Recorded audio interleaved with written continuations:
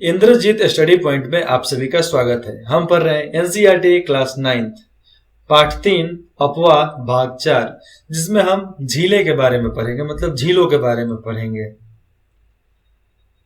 कश्मीर घाटी तथा प्रसिद्ध डल झील नौका वाले घरों, जो नाव बने घर होते हैं, तथा शिकार से तो आप परिचित होंगे ही। आप कश्मीर घाटी के बारे में जानते हो, प्रसिद्ध झील के बारे में जानते हो, नाव वाले घरों के बारे में जानते हो, शिकारों से तो आप परिचित ही होंगे, जो प्रत्येक वर्ष हजारों पर्यटकों को आकर्षित करते हैं। इस प्रकार आप अन्य झील वाले स्थानों पर भी गए होंगे तथा वहां नौकायान, नाव पर भी बैठे होंगे, तैराकी तैरे भी होंगे, चाहे अन्य जल खेलों का आनंद भी लिए होंगे आप। कल्पना कीजिए कि अगर कश्मीर, नैनीताल एवं दूसरे पर्यटन संस्थानों पर झीलें नहीं होती, तब क्या वे उतना ही आकर्षित करते जितना कि आज करते हैं?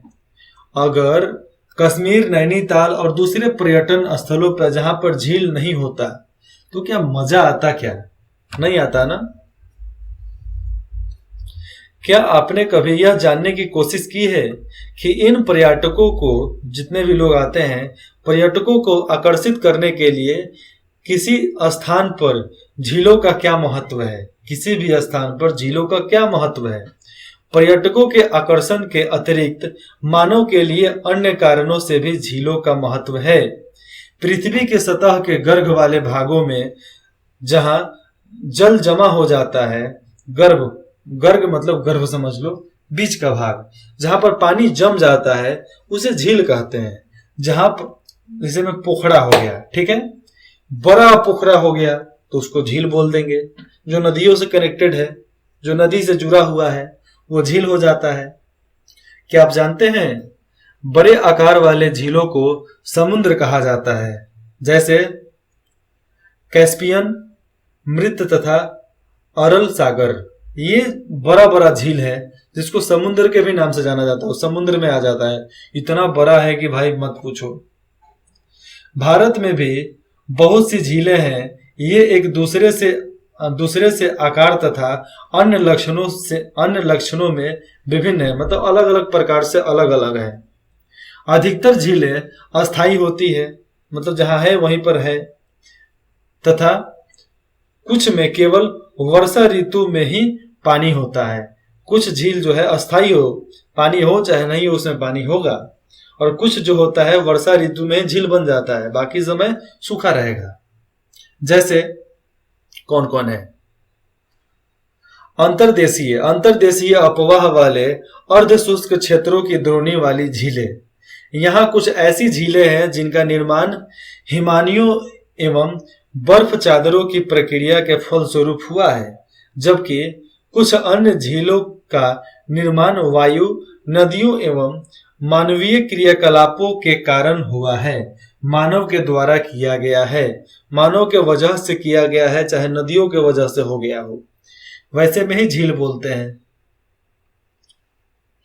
एक विसर्प नदी बाढ़ वाले क्षेत्रों में कटकर, कोई भी एक नदी है वो बाढ़ वाले क्षेत्रों में कटकर गोखुर झील का निर्माण करती है। क्या करती है?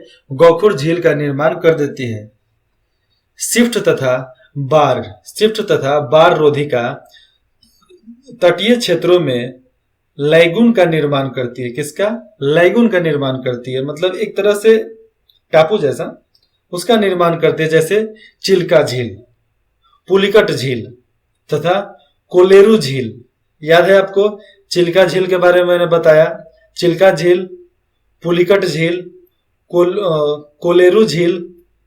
अंतर्देशीय भागों, ये देखो आप लोकताक झील, इसको बोलते हैं लोकताक झील। ये कहाँ है ये नहीं पता मेरे को, लेकिन आप इसको सर्च करोगे तो लोकताक झील तो मालूम चल ही जाएगा कि लोकताक झील क्या होता है।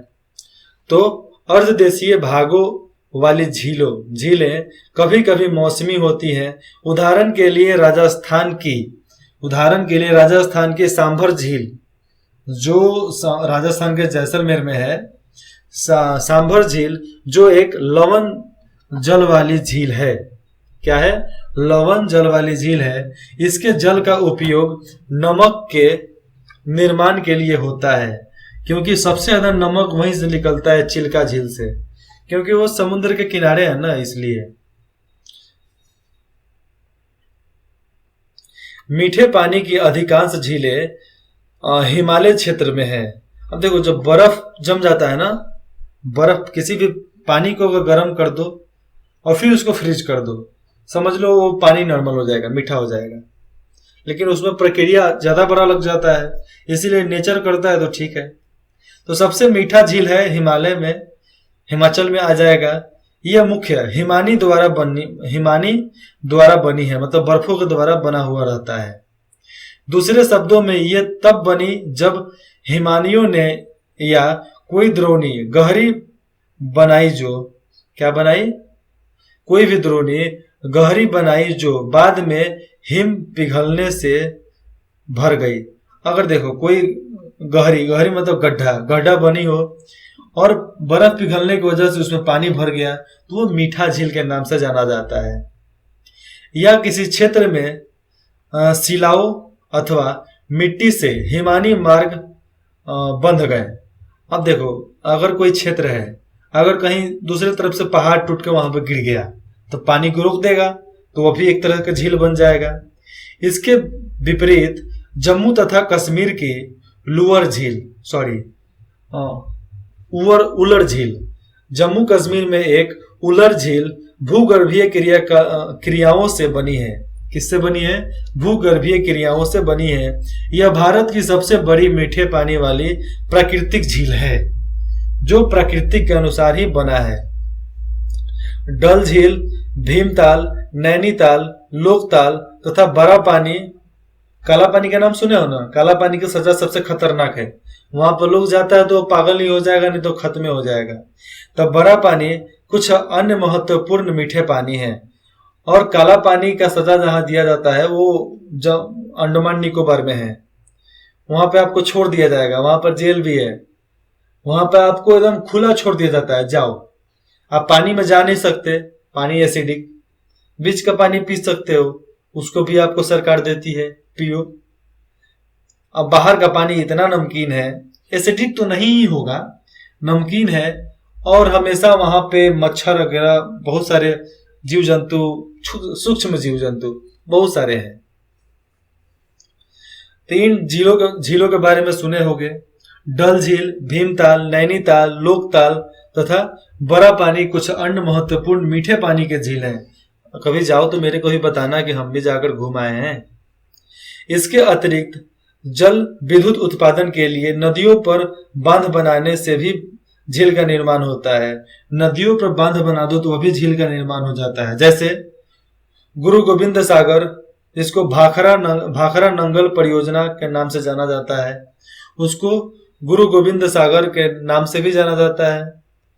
लेकिन जो परियोजना थी भाखरा नंगल परियोजना, क्रियाकलाप, एटलस की सहायता से, किसी की सहायता से प्राकृतिक तथा मानव निर्मित झीलों की सूची तैयार कीजिए। झीलें मानव के लिए अत्यधिक लाभदायक होती है।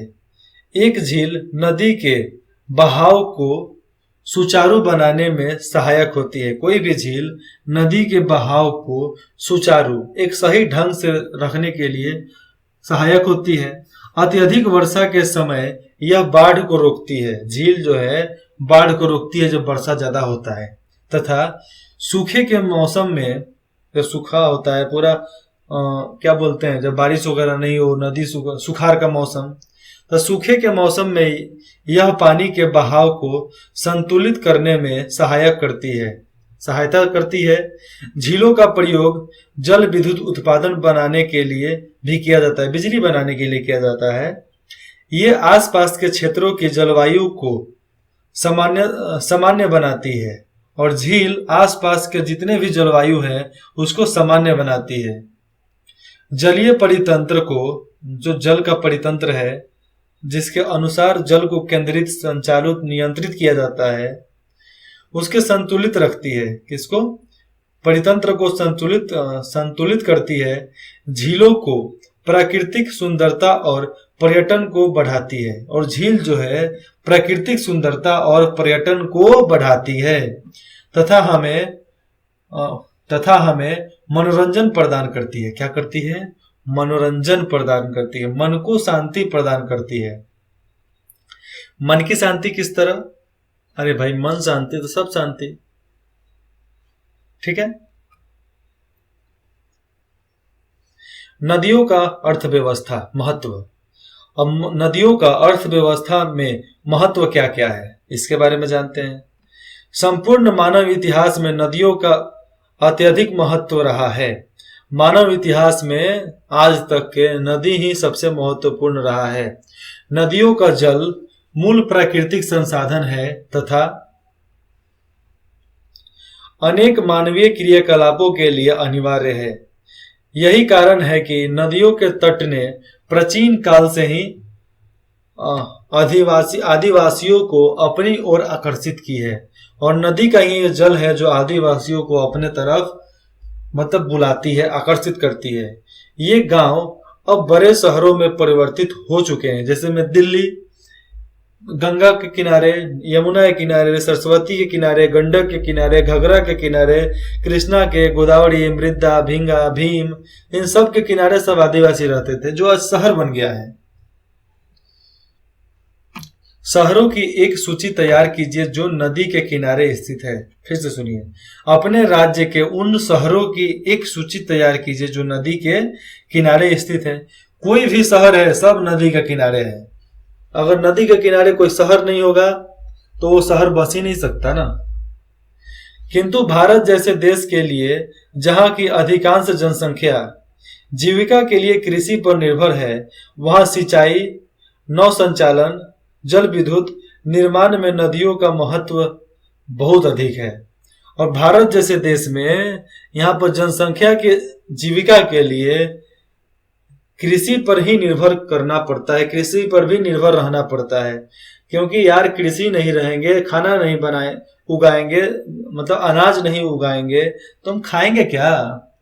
वहां सिंचाई जरूरी है, भारत में सिंचाई जरूरी है, नौका चालन ये भी जरूरी है, जल से विद्युत बनता है, पानी में ही हम लोग नाव चलाते हैं, माल ट्रांसफर करते हैं, एक जगह से दूसरे जगह सामान को पहुंचाया जाता है। क्योंकि नदियों का महत्वपूर्ण, हम उस नदी को प्यूरिफाई करके पानी भी पी रहे हैं। अलग अलग प्रकार भी है, एक प्रकार तो है नहीं। राष्ट्रीय नदी संरक्षण योजना NRCP देश में नदी सफाई कार्यक्रम का शुभारंभ 1985 में गंगा एक्शन प्लान, जिसको बोलते हैं GAP के साथ आरंभ हुआ। वर्ष 1995 में राष्ट्रीय नदी संरक्षण योजना, जिसको बोलते हैं NRCP के तहत अन्य नदियों को जोड़ने के लिए गंगा कार्य योजना का विस्तार किया गया। नदियां देश में जल का प्रमुख स्रोत हैं। NRCP का उद्देश्य नदियों के जल में प्रदूषण को कम करके जल की गुणवत्ता में सुधार करना है। यही ये राष्ट्रीय नदी संरक्षण योजना का मुख्य उद्देश्य था। अब नदी प्रदूषण, नदी को हम किस तरह प्रदूषित करते हैं, इसके बारे में काला सच बताता हूं आज। नदी का जल घरेलू, औद्योगिक तथा कृषि में बढ़ती मांग के कारण इसकी गुणवत्ता प्रभावित हुई है। अब देखो होता क्या है, घरेलू मतलब घर के जितने भी कचरे पचरे जब नाली में बहते हैं, नाली कहाँ गिरता है? नदी में। औद्योगिक कहाँ मतलब उद्योगों फैक्ट्रियों का सब पानी कहाँ जाता है? नदी में। और लाखों लाखों टन पानी फेंकता है सब। कहाँ? जमीन से पानी निकालता है सब, पीने वाला पानी को बर्बाद करके फेंक देता है सब। तथा कृषि में बढ़ती मांग, अब कृषि में जमीन है, जमीन पर पानी पटाओगे तो पानी तो कहाँ से लेगा? लोग कहीं से भी लेगा, नदी से लेगा, नहीं तो जमीन के नीचे से लेगा। तो इसके कारण गुणवत्ता प्रभावित हुई है। इसके परिणाम स्वरूप नदियों से अधिक जल की निकासी होती है, नदियों से बहुत ज्यादा जल की निकासी होती है तथा इनका आयतन घटता जाता है। जो इसका लिमिट है, जो इसका सीमा है, वो घटता जाता है। दूसरी ओर उद्योगों का प्रदूषण तथा अपरिष्कृत कचरे नदी में मिलते जा रहे हैं। अब देखो उद्योगों का कचरा प्रदूषण उसके बाद से है अपरिष्कृत कचरे, जो हम लोग कचरे निकालते हैं डंप यार्ड वाले कहाँ फेंक देंगे? नदी के किनारे फेंक देंगे। अब नदी के किनारे नहीं फेंकेंगे तो हम लोग का नाली का पानी तो जाता ही है, वो कहाँ जाएगा? यह यह केवल जल की गुणवत्ता को ही नहीं बल्कि नदी के स्वच्छता स्वच्छीकरण की क्षमता को भी प्रभावित करती है। ये जो हम लोग का प्रदूषण है, ये नदी का जल उसकी गुणवत्ता को तो खराब करती ही है, लेकिन नदी का एक ऐसा कारण है कि वो गंदा पानी को भी साफ कर लेता है, लेकिन उस स्वच्छीकरण को भी क्षति पहुंचाते हैं हम लोग।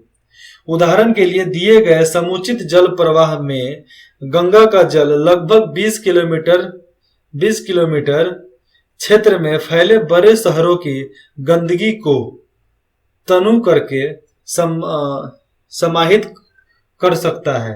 क्या कर सकता है?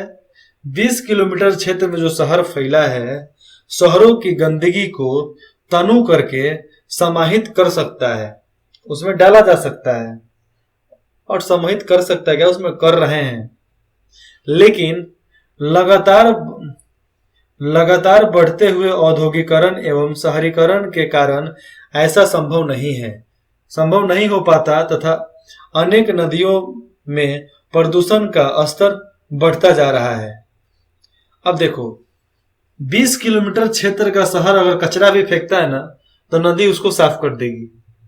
उस नदी में इतनी जड़ी बूटी होती है कि उस सारे कचरे को साफ कर देगी। लेकिन शहर में इतना कचरा कर देंगे, लेकिन अब है क्या? बहुत सारे शहरों का कचरा नदी में। कंपनी बढ़ रही है, कंपनियों का कचरा कहाँ? नदी में। शहरीकरण बढ़ रहा है, उसका कचरा कहाँ? नदी में। तो इसके वजह से नदी तो दूषित होगा ही, जिसके वजह से हम उस प्रदूषण को इतना बढ़ा दे रहे हैं कि नदियों में प्रदूषण का स्तर बहुत ज्यादा बढ़ता जा रहा है और घटने का नाम नहीं ले रहा है, बढ़ने का नाम ले रहा है। नदियों में बढ़ते प्रदूषण के कारण इनको स्वच्छ बनाने के लिए अनेक कार्य योजनाएं लागू की गई है। क्या आपने कभी ऐसा कार्य योजना के बारे में सुना है? नदी के प्रदूषण जल से हमारा स्वास्थ्य किस प्रकार प्रभावित होता है? बिना स्वच्छ जल का मानव जीवन, इस विषय पर विचार करें तथा अपनी कक्षा में एक वाद विवाद प्रतियोगिता का आयोजन करें और अपने क्लास में डिबेट करें। वाद विवाद मतलब एक डिबेट करें, बहस करें कि हम नदियों को साफ करने के लिए क्या कर सकते हैं। अब उसका वीडियो रिकॉर्डिंग करो, वीडियो रिकॉर्डिंग करके यूट्यूब पर पोस्ट करो। ऐसा नहीं है कि नहीं कर सकते, पोस्ट करो। अभ्यास, दिए गए 4 विकल्पों में से सही विकल्प चुनिए। क्या चुनिए? सही विकल्प चुनना है, ऑब्जेक्टिव है। 1 नंबर, उल्लूर झील निम्नलिखित में से किस राज्य में स्थित है? मैंने ऊपर बताया है कि उल्लूर झील कहाँ है, उसके बारे में आप यहाँ पर टिक लगाओ। नर्मदा नदी का उद्गम कहाँ से है? नर्मदा नदी कहाँ से निकलता है? ब्रह्मगिरी, सतपुरा से या अमरकंटक? इसमें से एक है, लगाओ इसका।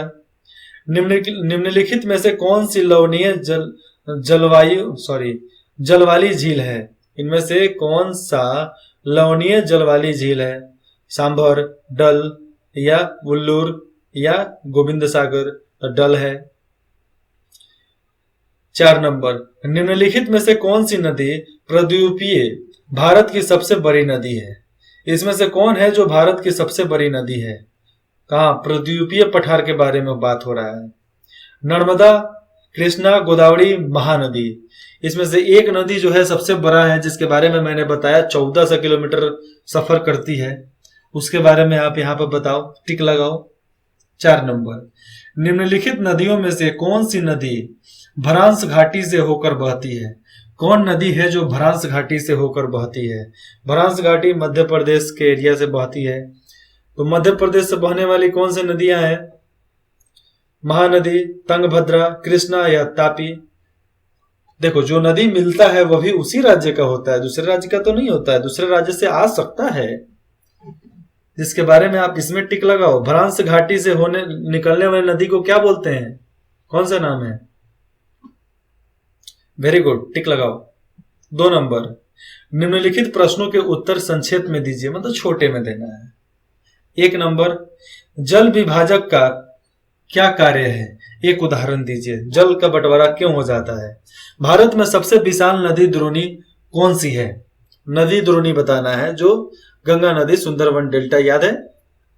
चलो आगे देखते हैं। 3 नंबर, सिंधु एवं गंगा नदियां कहां से निकलती है? सिंधु और गंगा कहां से निकलती है? 4 नंबर, गंगा की 2 मुख्य धाराओं के नाम लिखिए। ये कहां पर एक दूसरे से मिलकर गंगा नदी का निर्माण करती हैं? गंगा के 2 मुख्य धाराओं का नाम लिखना है। तो यमुना और गंगा 2 मिलता है तो गंगा नदी का निर्माण होता है। अब समझो, नहीं, ये तो यमुना नहीं मिलाना है ना, ठीक से पढ़ो। गंगा की 2 मुख्य धाराओं, गंगा की 2 मुख्य धारा होता है, वो कहां मिलता है? गंगा की 2 मुख्य धारा मैंने बताया ना, भागीरथ, भागीरथ एक हिमाद्री नदी, जो गंगोत्री, गंगोत्री और हो जाएगा आपको भागीरथ। वहां से निकलने में कहां मिलता है जाकर? आपको ऊपर वीडियो नंबर 4 में आपको इसके बारे में बताया गया, 2 में बताया गया है, जिसके बारे में आपको डिटेल्स में दिया गया है। आप वहां से फिर से पढ़ो, फिर से इसका आंसर लिखो। 4 नंबर, लंबी धारा होने के कारण लंबी धारा होने के बावजूद तिब्बत के क्षेत्रों में ब्रह्मपुत्र में कम गाद सिल्ट क्यों है? क्योंकि वहां पर उतने ज्यादा उपजाऊ और कचरा भरा हुआ नहीं रहता ना, मिट्टी ज्यादा कटाव नहीं होता है ऊपर पहाड़ पे। 4 नंबर, कौन सी 2 प्रद्वीपीय नदियां गर्त से होकर बहती हैं? समुद्र में प्रवेश करने के पहले वे किस प्रकार की आकृतियों का निर्माण करती है? तो यू प्रकार का निर्माण करती है, मैंने ऊपर बताया ना, उसी नदी के बारे में लिखना है। उसके बाद से है 7 नंबर, नदियों तथा झीलों के कुछ आर्थिक महत्व को बताएं। नदियों और झीलों के आर्थिक महत्व के बारे में आप बताओ। 3 नंबर, दीर्घ उत्तरी प्रश्न, इसका लंबा में आंसर देना है। नीचे भारत की कुछ झीलों के नाम दिए गए हैं, उन्हें प्राकृतिक तथा मानव निर्मित वर्गों में बांटिए। प्राकृतिक कौन है और मानव द्वारा कौन कौन बनाया गया है, उसमें बांटना है, क ख ग घ ढ तक। 4 नंबर, हिमालय तथा प्रद्वीपीय नदियों के मुख्य अंतरों को स्पष्ट कीजिए। 5 नंबर, प्रद्वीपीय पठार के पूर्व एवं पश्चिम की ओर बहने वाली नदियों की तुलना कीजिए। 6 नंबर, किसी देश की अर्थव्यवस्था के लिए नदियां महत्वपूर्ण क्यों हैं? अब देखते हैं मानचित्र। भारत के मानचित्र पर निम्नलिखित नदियों को चिन्हित कीजिए तथा उनके नाम लिखिए। गंगा, सतलुज, दामोदर, कृष्णा, नर्मदा, तापी, महानदी और दिहांग नदी। इस पर टिक करना है और अपने दिमाग में फिट करना है। 2 नंबर, भारत के रेखा मानचित्र पर निम्नलिखित झीलों को चिन्हित कीजिए तथा उसके नाम लिखिए। चिल्का, सांभर, उल्लूर, पुलिकट तथा कोल्लूर झील। अब है क्रियाकलाप। नीचे दिए गए वर्ग पहेली को हल कीजिए। अब इस पहेली को आप हल करो। पहेली के उत्तर अंग्रेजी के शब्द में है। बाएं से दाएं, नागा अर्जुन सागर नदी परियोजना किस नदी पर है? भारत की सबसे लंबी नदी। ब्यास कुंड से उत्पन्न होने वाली नदी। मध्य प्रदेश के बेल्लूर जिले से उत्पन्न होकर पश्चिम की ओर बहने वाली नदी। इसके बारे में बताना है। ये बाएं से दाएं ये बताया गया है, इसके डिटेल्स आप खोज भी सकते हो। पश्चिम बंगाल का शोक के नाम से जाने जाने वाली नदी। किस नदी से इंदिरा गांधी नहर निकाली जाती है? 6 नंबर, रोहतास, ये जो इंदिरा गांधी नहर है ये पंजाब में है। रोहतांग दर्रा के पास किस नदी का स्रोत है? 8 नंबर, प्रद्वीपीय भारत की सबसे लंबी नदी। ऊपर से नीचे, सिंधु नदी की सहायक नदी जिसका उद्गमन हिमालय प्रदेश में है। क्या दिया जा रहा है? अच्छा, उन सब का नाम लिखना है पहेली में, ये आप समझ लेना। क्योंकि इसमें पढ़ोगे तो टाइम अलग वेस्ट होता है लेकिन कुछ मिलता नहीं है। कुछ भी डाउट हो आप पूछ सकते हैं। इंद्रजीत स्टडी पॉइंट में जुड़ने के लिए आप सभी का बहुत बहुत धन्यवाद।